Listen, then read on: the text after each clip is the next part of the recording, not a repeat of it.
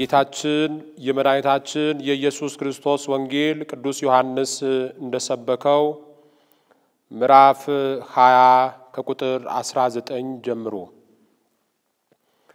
በዚያውኑ ቀን እሁድ ማታ ደቀ መዛሙርቱ አይሁዳውያን ባለስልጣኖችን በመፍራት በሮቹን ዘግተው በቤት ውስጥ ተሰብስበው ነበር።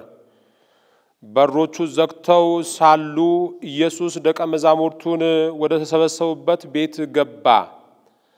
በመካከላቸውም ቆሞ ሰላም ለናንተ ይሁን አላቸው። ይህንም ብሎ እጆቹና ጎኑን አሳያቸው። ደቀ መዛሙርቱ ጌታን ባዩ ጊዜ ደስ አላቸው። ከዚህም በኋላ ኢየሱስ እንደገና ሰላም ለናንተ ይሁን፣ አብ እኔን እንደላከኝ እኔም እናንተ እልካችኋለሁ አላቸው። ይህንም ብሎ እፍ አለባቸው፣ መንፈስ ቅዱስንም ተቀበሉ። እናንተ የሰዎችን ኃጢአት ይቅር ብትሉ ይቅር ይባልላቸዋል፣ እናንተ የሰዎችን ኃጢአት ይቅር ባትሉ ግን ይቅር አይባልላቸውም አላቸው። ኢየሱስ ወደ ደቀ መዛሙርቱ በመጣ ጊዜ ከ12 አንዱ ዲድሞስ የተባለው ቶማስ ከነሱ ጋር አልነበረም። ስለዚህ ሌሎች ደቀ መዛሙርት ቶማስን ጌታ እኮ አየነው አሉት። እሱ ግን በመስማር የተወጉትን እጆቹን ካላየሁና ጣቴንም ካላገባሁ እጄንም በጎኑ ቁስል ካላገባሁ አላምንም አላቸው። ከ8 ቀን በኋላ ደቀ መዛሙርቱ እንደገና በቤት ውስጥ ነበሩ። ቶማስም አብሯቸው ነበር። በሮቹን ዘግተው ሳሉ ኢየሱስ መጥቶ በመካከላቸው ቆመና ሰላም ለናንተ ይሁን አላቸው። ከዚህ በኋላ ቶማስ ጣትህን ወዲህ አምጣና እጆቼን እጅህን አምጣና በጎኔ ውስጥ አስገባው፣ እመን እንጂ እምነተ ቢስ አትሁን አለው። ቶማስም ጌታዬ አምላኬ ሲል መለሰ። ኢየሱስም ቶማስን አንተ ስላየኸኝ አመንህ፣ ሳያዩኝ የሚያምኑ ግን የተመሰገኑ ናቸው አለው። ኢየሱስ በዚህ መጽሐፍ ያልተጻፉ ብዙ ተአምራት በደቀ መዛሙርቱ ፊት አድርጓል። ነገር ግን ኢየሱስ መሲህ የእግዚአብሔር ልጅ መሆኑን ታምኑና አምናችሁም በእሱ ስም የዘላለም ሕይወት እንድታገኙ ተጽፏል። በእግዚአብሔር አብ የተጠራን በመድኃኒታችን በኢየሱስ ክርስቶስ ደም የተዋጀን እንዲሁም በመንፈስ ቅዱስ እንድንቀደስ ራሱን በሙላት ሰጥቶን ትንሣኤውና ትንሣኤያችንን እንድናከብር የረዳን የጠበቀን የዘላለም ሕይወት የሰጠን አምላክ የምንሰጠው ምንም ነገር የለምና ክብር ምስጋናና ገናናነት አምልኮ ሞትን ድል አድርጎ ለተነሳው ለአምላካችን ይሁን። እንኳን ለ2017 ዓመተ ምህረት የጌታችን የመድኃኒታችን የኢየሱስ ክርስቶስ የትንሣኤው በዓል በሰላምና በጤና አደረሳችሁ አደረሰን። እንደገና የሰው ልጆች ወደ ክብራችን እንድንመለስ መለኮታዊ መሆናችንን ለማረጋገጥ ሰላማችንን ለመስጠት ደስታችን ወደ ሌላው መሆኑን ለማሳየት የእግዚአብሔር ልጅ የሆነው ጌታችን መድኃኒታችን ኢየሱስ ክርስቶስ የሞትን ኃይል በትንሣኤው ድል በማድረግ ሰዎችን ሁሉ ዘላለማዊ ሕይወት ያለን መሆናችንን ስላረጋገጠልን አሁንም ክብርና ምስጋና ለአምላካችን ይሁን። በጌታችን በመድኃኒታችን በኢየሱስ ክርስቶስ ስቃያችንን ረሳን። በጌታችን በመድኃኒታችን በኢየሱስ ክርስቶስ ሞት ምክንያት ሞታችን ድል ያደረግንበት በጌታችን በመድኃኒታችን በኢየሱስ ክርስቶስ ትንሣኤ ምክንያት የዘላለም ሕይወት እንዳለን ስለተረጋገጠልን እግዚአብሔር አምላካችን ልናመሰግነው ልንወድሰው ያስፈልጋል። ለምን? ፍቅሩ ዘላለማዊ መሆኑን እስከ ቀራንዮ ድረስ መስቀል ተሰቅሎ ፍቅሩን ምን ያህል ታላቅ መሆኑን ስላሳየን እንደዚሁ ለሰው ልጆች ምሕረቱ ዘላለማዊ መሆኑን ስላሳየን ስለተከፈለልን መስዋዕት እግዚአብሔርን ልናመሰግነው ከሱ ጋር ልንሆን ያስፈልጋል። ዛሬ በቤተክርስቲያናችን ሥርዓተ አምልኮ መሰረት ዘዳግም ትንሣኤ ይባላል። ነገር ግን ዘዳግም ትንሣኤ ከማክበራችን በፊት የክርስቶስ ትንሣኤ ምስክሮችና አምነው የተቀበሉት ሐዋርያትን ማየት ግድ ይለናል። ይህንን ብቻ ሳይሆን እንዲሁም በማመናቸው ደስታን ያገኙና የክርስቶስን ትንሣኤ በድፍረት የመሰከሩትን ሐዋርያቶችን ማየት ግድ ይለናል። ምክንያቱም የክርስቶስ ትንሣኤ ምስክሮች ከሆኑት ውስጥ ነው ስለ ዳግመ ትንሣኤ ለማውራት። በእርግጥ መግደላዊት ማርያም ስለ ኢየሱስ ክርስቶስ ከሞት መነሳት አስተምራለች፣ ምስክር ሆና በድፍረት ገልጣለች። እምነቷን ምን ያህል ታላቅ እንደሆነ አሳይታለች። ጴጥሮስና ኢየሱስ ክርስቶስ ይወዱ የነበረው ደቀ መዝሙር ዮሐንስንም እንደዚሁ። ከዛ በኋላ ከ12ቱ ሐዋርያቶች ውስጥ ደግሞ ዲዲሞስ የተባለው ቶማስ ከሱ ውጪ ሁላቸው ደግሞ የክርስቶስን ትንሣኤ ምስክሮች ናቸው። ታዲያ ግን ዲዲሞስ የተባለው ቶማስ ግን የክርስቶስ ትንሣኤ ለመቀበል የተቸገረው እምነት የጎደለው መጨረሻ አካባቢ ግን ስለሱ ታሪክ እናያለን። ግን እሱ መጨረሻ አካባቢ አምኗል። በክርስቶስ ትንሣኤ በማመን ሕይወት ያለው ሕይወት አግኝቶ ጌታዬ አምላኬ ብሎ ስለ ክርስቶስ ትንሣኤ መሰከረ ሐዋርያት ነው።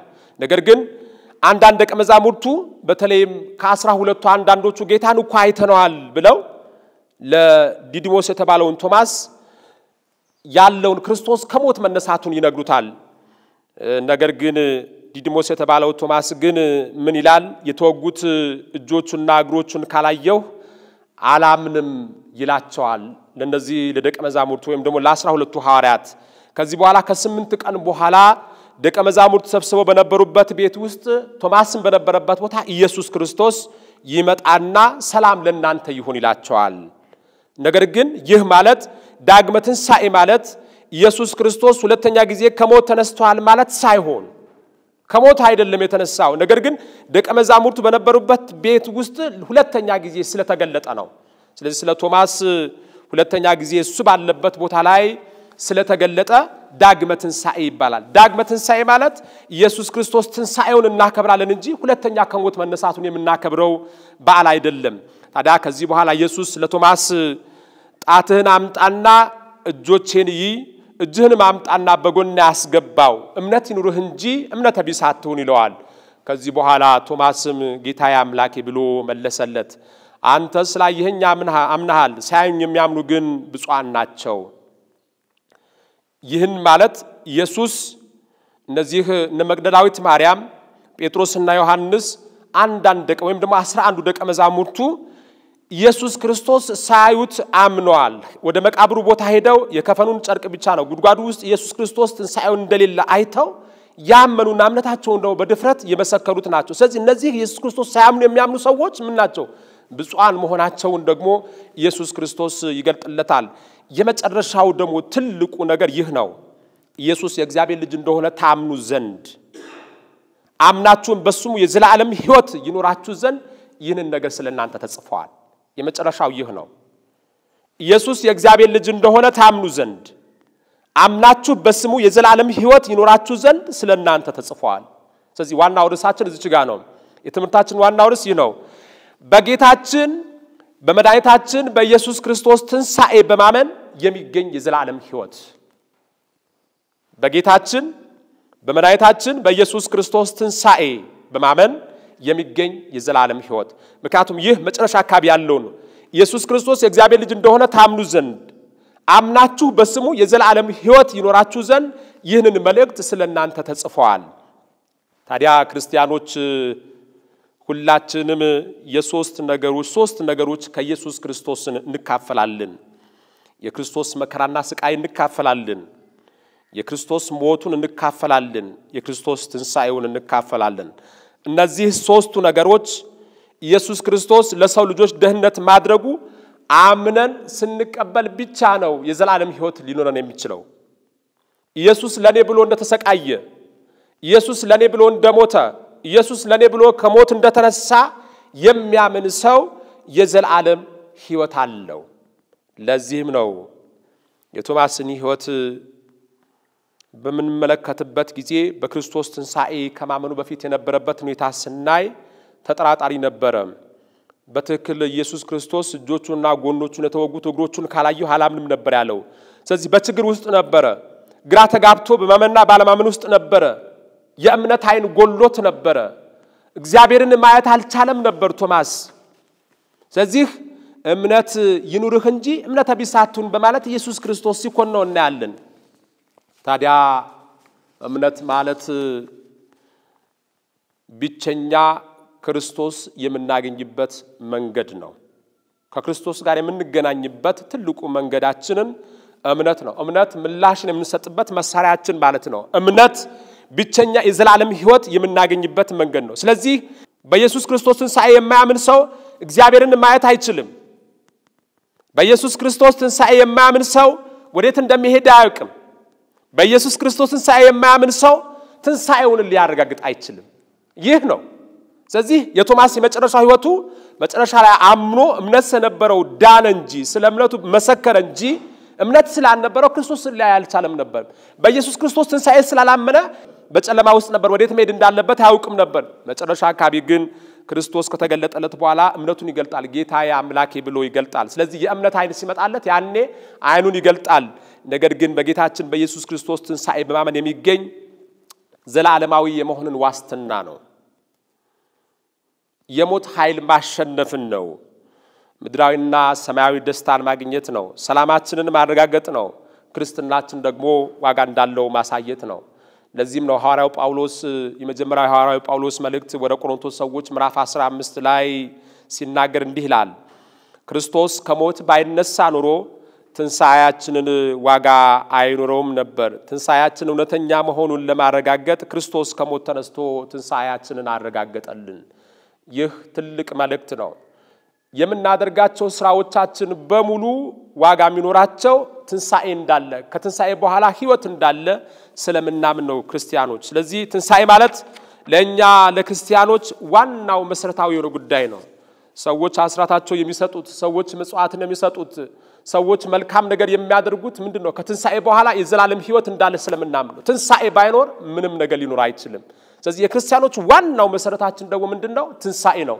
ያለ ትንሣኤ ሰው ልጅ መኖር አይችልም ስለዚህ ከሞት በኋላ ትንሣኤ ስላለ ያ ትንሣኤ መኖር ደግሞ ክርስቶስ የሞትን ኃይል በትንሣኤው ስላሸነፈልን ስለዚህ ትንሣኤ ስናከብር የክርስቶስ ትንሣኤ ብቻ ሳይሆን ራሳችን የዘላለም ሕይወት እንዳለን የምናረጋግጥበት አንዱ መንገድ ነው ታዲያ ለዚህም ነው በተለይም ዮሐንስ ወንጌል ምዕራፍ 11 ቁጥር 26 ላይ በመናይበት ጊዜ ማርታና እነዚሁ ማርያም ወንድማቸው አልዓዛር ከሞተ በኋላ እነዚህ ማርታ ከኢየሱስ ክርስቶስ ጋር በመተገናኝበት ጊዜ እንዲህ ትለዋለች ጌታዬ ሆይ ወንድሜ አንተ እዚህ ብትሆን ኖሮ ወንድሜ እኮ ባልሞተም ነበር ብላ ተጠይቀዋለች ለማን ለኢየሱስ ክርስቶስ ማርታ ተጠይቀዋለች ስለዚህ መጨረሻ አካባቢ ኢየሱስ ክርስቶስ ያረጋግጥላታል ትንሣኤና ሕይወት እኔ ነኝ በእኔ የሚያምን ቢሞት እንኳን በሕይወት ይኖራል ይህ እንደሚሆን ታምኛለሽን ይላታል ለማርታ መጨረሻ አካባቢ አዎ ጌታዬ አንተ በትንሣኤ ቀን ከሞት እንደምታስነሳው ምን እላለሁ አምናለሁ የሚል ምላሽ ነው ሰጠችው ስለዚህ አምናለሁ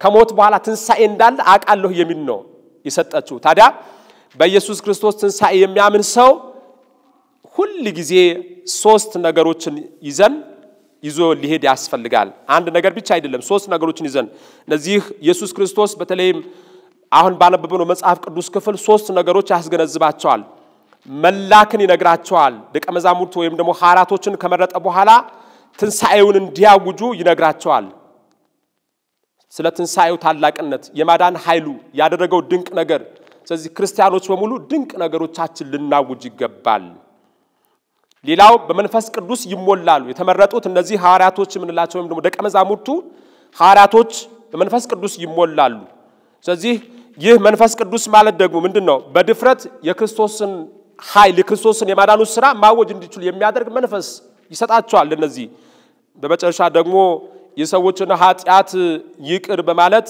ከእግዚአብሔር ዘንድ የኃጢአታቸውን ይቅርታ እንደሚያገኙ ይነግራቸዋል ስለዚህ እናንተ የሰዎችን ኃጢአት ይቅር በሉ ምክንያቱም በምህረት በሰው ልጆች ምህረት ማመንን ነው ስለዚህ በክርስቶስ ምህረት የሚያምን ሰው እኔ ለክርስቶስ ብዬ የሰዎችን ኃጢአት ይቅር የሚል ከሆነ የኔ በደል ደግሞ ክርስቶስ ይቅር እንደሚልልኝ ማመን ማለት ነው ስለዚህ እነዚህ ሶስት ነገሮች ለሐዋርያቶች የቤት ሥራ ይሰጣቸዋል ታዲያ በመጨረሻው ደግሞ በኢየሱስ ክርስቶስ ትንሳኤ በማመን የሚገኝ የዘላለም ሕይወት የመጨረሻው ስናመጣው ትንሳኤ ማለት ነው ትንሳኤያችንን ማክበር ነው የክርስቶስ ትንሳኤ ብቻ ሳይሆን የራሳችን ትንሳኤ ነው የምናከብረው ታዲያ ትንሳኤ ማለት ከክርስቶስ ጋር መኖር ማለት ነው ትንሳኤ ማለት በህይወት መኖር ማለት ነው የመጨረሻው ይህ ነው ዳግመ ትንሳኤ ስንል ሌላ ነገር ሳይሆን ትንሳኤውን ምንሰብከው እንጂ ሌሎች አይነት አስተምሮ ስላለው አይደለም ታዲያ ትንሳኤ ማለት ደግሞ ከክርስቶስ ጋር መኖር ማለት ነው ስለዚህ የሚሻለን መምረጥ ነው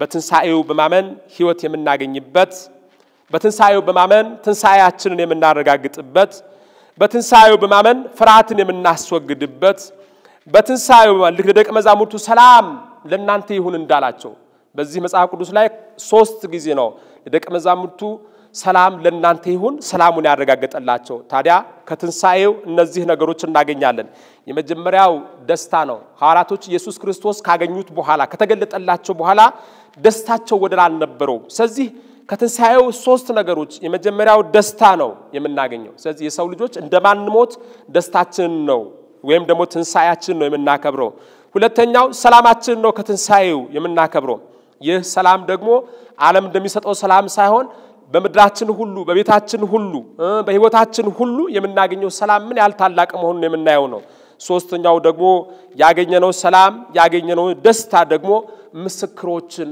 መሆን ማለት ነው ስለዚህ ይህንን ነውና የትንሳኤው ጌታ ለሆነው ኢየሱስ ክርስቶስ በህይወታችን ሰላምን ሰጥቶን በቤታችን ሰላምን ሰጥቶን በኑራችን ሰላምን ሰጥቶን በአገራችን ሰላምን ሰጥቶን ለእያንዳንዳችን የልባችን መሻት ይፈጽምልን እግዚአብሔር አምላክ ከሁላችንም ጋር ይሁን